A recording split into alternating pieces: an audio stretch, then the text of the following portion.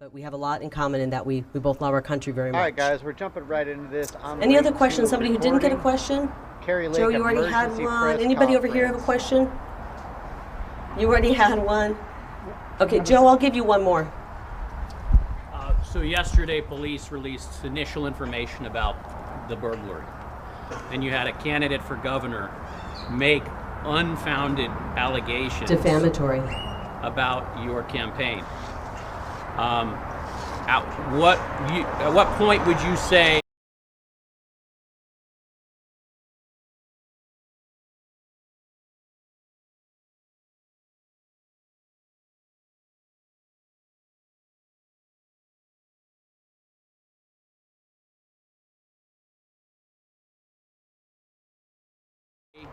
the media should publish a story? Because they asked you, they went to you for the response last night, and you called them despicable. I called you guys out. I said, this looks like a real political story, much like the Jussie Smollett thing, where it's just a big political, obviously a political garbage story to be political. I gave you a warning. That's what the type of story we were talking about. You all know that this guy is a career criminal. This is not his first encounter with the law. He's done other crimes like this. Didn't take a lot of time. I don't think this was a matter of urgency that needed to be reported so quickly that you couldn't get the facts out and that you were willing to put out defamatory statements about me, my supporters, and our team. That's my problem. These were defamatory statements. And thank you very much. We had one more over here. Somebody had raised their hand, red state. Yeah, so my question is in regards to, I mean, yes, it was a petty theft. Taking the political kind of aspect of it aside, what kind of, there's been like a crime issue going on downtown lately. Yes. How are you planning on working with the city of Phoenix to kind of combat the theft? And thank you for asking that. Let me talk a little bit about my policies. I myself, my husband has been a victim of a crime several times, had his vehicle broken into, had storage spaces broken into. This was over the years. And they don't get any coverage when someone has their car broken into, when someone has their office broken, unless you're Katie Hobbs. You don't get any coverage for that. Nobody in the media covers it. And it's still a difficulty. If you have something stolen out of your car, it's valued at $500, or if your office is broken into, this sets you back. This can be something that sets people back forever. If you're already barely making it month to month and someone breaks into your apartment, your car, steals your purse, steals money, that can set you back, and it's hard to come back from that. These are crimes happening all over, and because we're short-staffed in our police departments, they don't have the time to address all of this. We are going to work with the cities to get them fully staffed in their police departments. We don't want them hundreds of officers down. We want them fully staffed. We want our brave young men and women to get into the noble profession of law enforcement. And we're going to encourage that because we're going to know they have a governor who supports them. And we're also going to push for something called broken window policing. If you don't know what it is, check it. Funding, recruiting, actually lock up criminals. It's not hard, people. They started going after every small crime. Small crimes lead to bigger crimes. We are going to start going after the small crimes throughout Arizona. The citizens of our cities and our state deserve a safe state. We're going to start coming down hard on all crime. And the governor's office is going to be pressuring the cities to do that.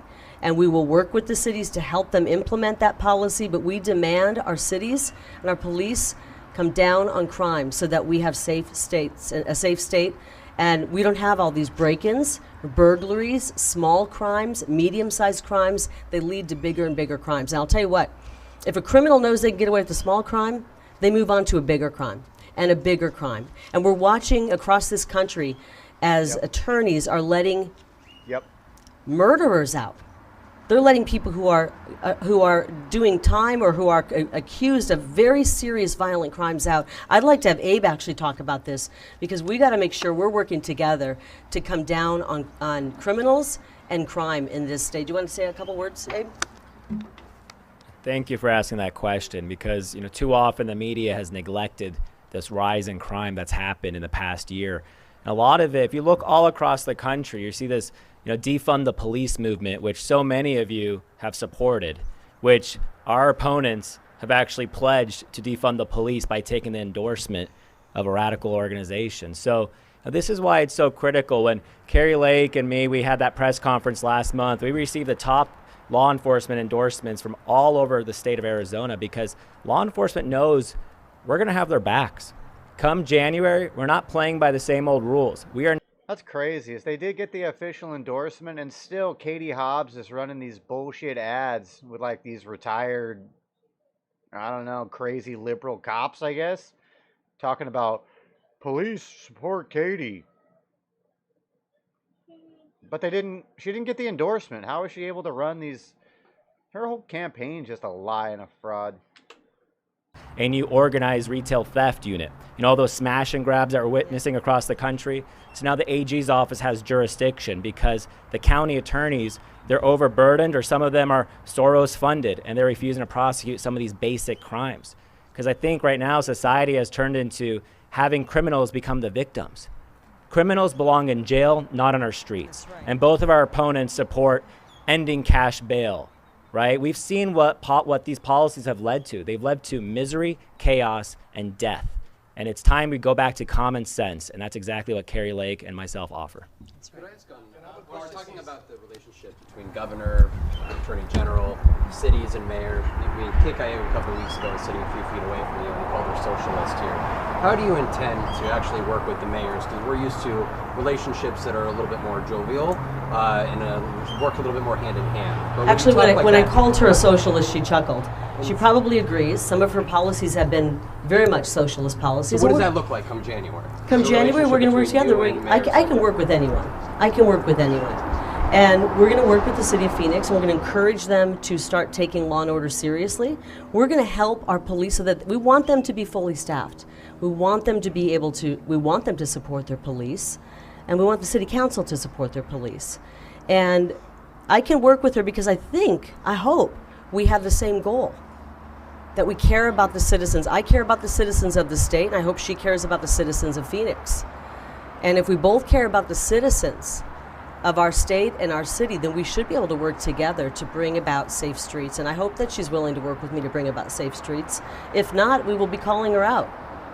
We will let everyone know that she's not willing to work, but I think she will, because I do believe she loves the people of Phoenix. I hope to goodness she does. Hey, you just mentioned smash and grabs. A new Phoenix police report on this incident just came out that shows the suspect only took 3 items: an Apple keyboard, an Apple computer mouse, and a Nikon camera. Does this look like a smash and grab, or does it look like political? Well, I can't comment. I don't know the facts. I'm a former prosecutor. I haven't seen the police reports or anything, but smash and grabs usually refer to, Jordan, as when there's this orchestrated effort to go into, say, gas stations, and they go in, raid it really quickly, and leave. So I don't know what it is. All I know is that we've seen a rise in crime, and it's because of the policies that Democrats. So I didn't catch the first part of the whole conference, but from what I can get at, Katie Hobbs' car is broken into yesterday. They stole apparently a mouse, a keyboard, and a camera. And she came out and gave some kind of statement. We'll look it up here in a minute and add it to this video. Where she basically blamed Kari Lake's campaign or supporters for breaking into her car. And the media just ran with it and defamed her all night. So she came out with this emergency press conference in the morning. And the first part of it, I didn't have the recording set up, but I did watch it. She was just tearing into the media, dude, because they're just lying and full of shit. And she was calling them out for it. It was fantastic. But let's jump back in here. How am I going to do this with it being a federal? We're going to try to work with the feds, but I don't think we're going to be able to. So we're just going to stop people from coming over. We cannot bring in 5 million people. And talk about crime. I know that you guys don't want to admit it, but many of them are criminals that are coming over. And we can't continue to have this happening. Drugs are pouring across. That's feeding a lot of the crimes that we're seeing on the street. The burglaries, the thefts that are happening are fueled by somebody who's an addict trying to get their next fix. We have to start helping the people of this state. The law-abiding people deserve some backup and some protection, and we're going to provide that. We thank you all for being here, and we just hope you'll do better. We are 12 days out in this election. Your voices are loud, even though not many people are listening anymore, but they still are loud. Please do better. Please don't try to influence this election. It's wrong. It's wrong, and I think you all know it. Start being honest and fair journalists. Journalists, don't run defamatory statements like that. And if you're going to start running a bunch of defamatory statements and make-believe imaginary stories, then can you guys pull this back and show our surveillance photo? Then please cover the incident at our headquarters today and cover it with the same vigor and vim and enthusiasm that you cover everything else when Katie Hobbs squawks.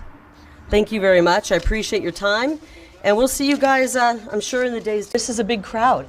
How many people are here from the foreign press? Show of hands? Just a few? Okay, well, thank you for being here. All right, guys, we're going to do a tutorial in how fake, bogus, defamatory news is made. Okay, so this is the beginning, I think. They flopped it back. So let's take a look. Watching us, we've got the foreign news that was here last night. We had an amazing event last night. I spent the evening with our first responders and our law enforcement, men and women who put their lives on the line every single day. And we talked about the issues that they're facing, and we discussed ways to make sure that we can protect them. We can hire more police, make sure that our police and firefighters are protected. And while this was happening, my desperate opponent, who's sinking like a lead weight in water, pulled a stunt, and you guys fell for it. She put out a defamatory statement, and you all ran with it. You didn't do your journalistic duty. It was malpractice of journalism like I've never seen before. And it was an effort, I believe, to influence this election. Many of you are an arm of the Democrat Party. Many of you are propagandists, and almost all of you should be ashamed. So I want to show you what happened yesterday. My Democrat opponent put out a statement. Where's our board here? Right here. She put out a statement. Actually, can you tilt that this way, Rayleigh? While I'm meeting with police officers and firefighters working to make sure that our state is safe, she's pulling stunts and you guys are falling hook, line, and sinker into it. She puts out a statement about a petty theft that happened at her office. She knew darn well that I had nothing to do with it, so she puts a statement out, and right away, your gatekeepers over at the Arizona Democrat Party jump on it, and they put a statement out, which was the cue to you to go ahead and start running with it. NBC News, an arm of the Democrat Party, was the first to start reporting on it. Damn. And then we get this from Newsy, whatever that is. Gubernatorial candidate campaign headquarters broken into. Oh, you guys spread this like wildfire. Then The Guardian, overseas. Campaign headquarters broken into. Watergate, oh my goodness. And then Axios, with our local reporter, Jeremy Dutta, runs on it. Can't wait to get it out. Does absolutely no fact checking. Runs with the fake news. Let's leave it there for right now. You got to do better, guys. We were 13 days out from the election, and you're trying to influence this election, much like you did in 2020 when you refused to cover Joe Biden's criminal son, Hunter Biden's laptop. You refused to cover that. You refused to cover the evidence that was on that. Katie, I'm trying to do a recording, please. I'll charge it. Go out with your mom.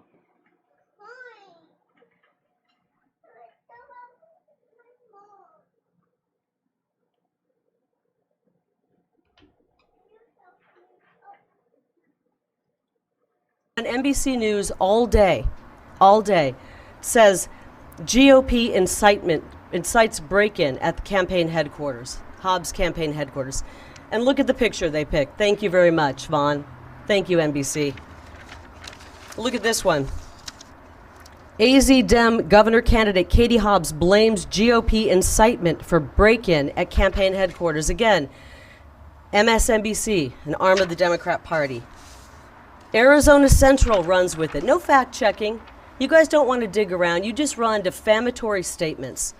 Stacy Bartender over at Arizona Repugnant, running this. Arizona Repugnant. I mean, I've got many of these guys. It's embarrassing. KOLD.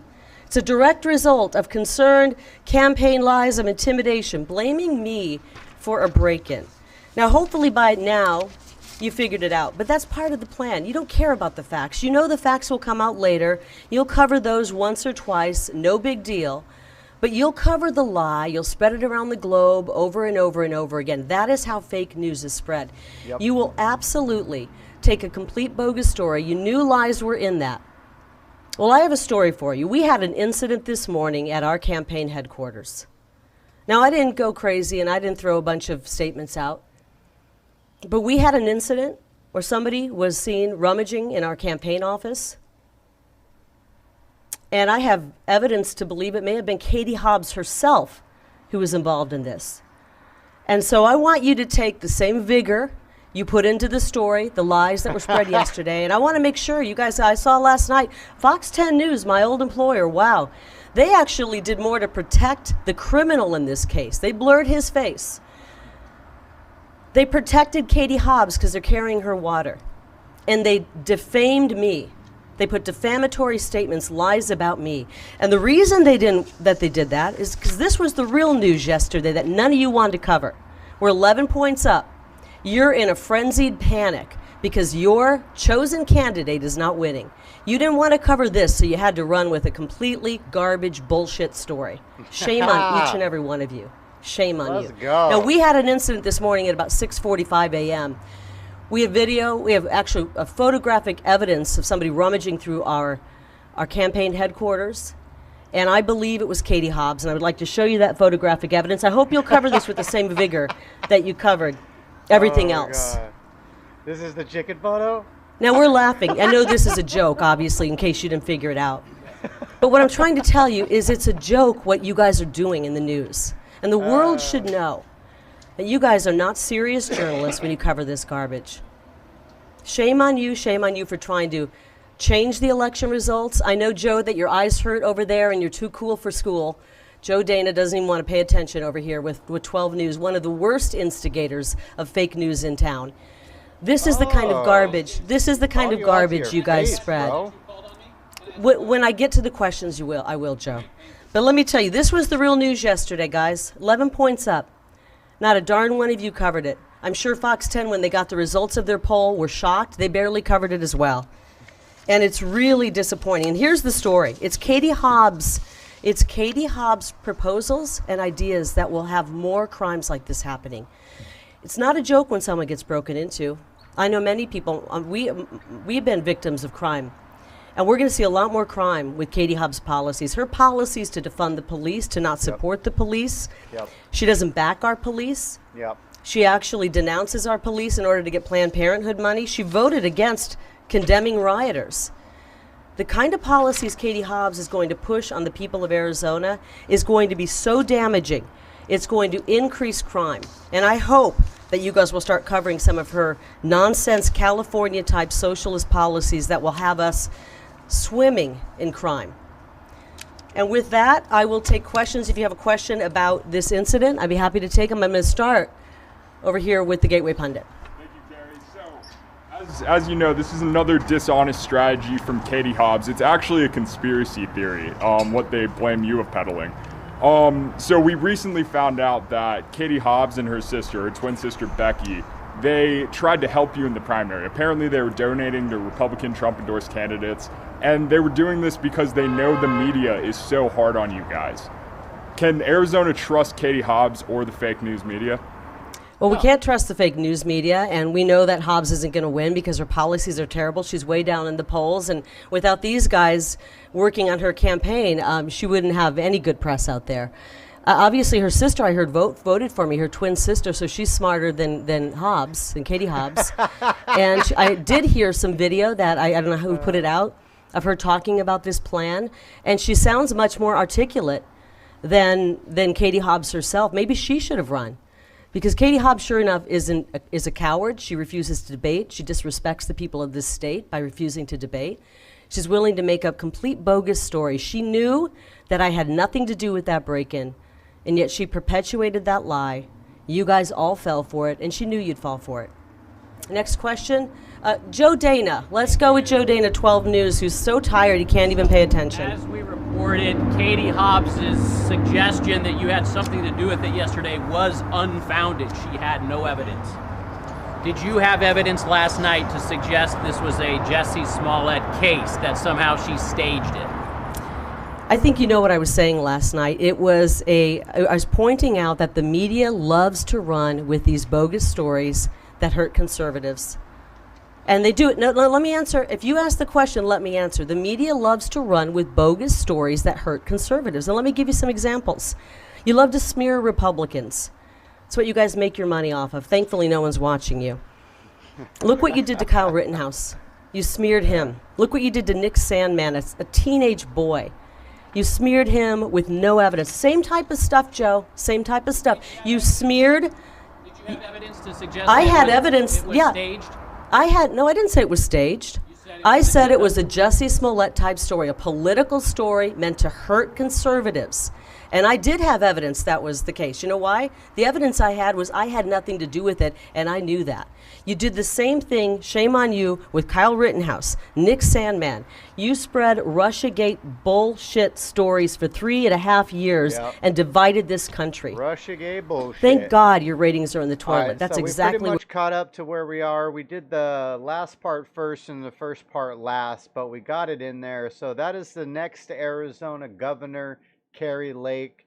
You can't knock the game. She's one of the most skilled politicians currently in the game, and she's going to be a fantastic governor. I hope she really does some things, and I hope she sticks with what she's saying, because she's definitely got my vote. But thanks for stopping by the channel. I know we jumped into this kind of weird channel, sponsored by McClure's.store. If you'd like to buy American quality products to help out fellow Americans, go to McClure's.store. Christmas is coming up. Get you a gift for somebody you love. All right, guys, take care.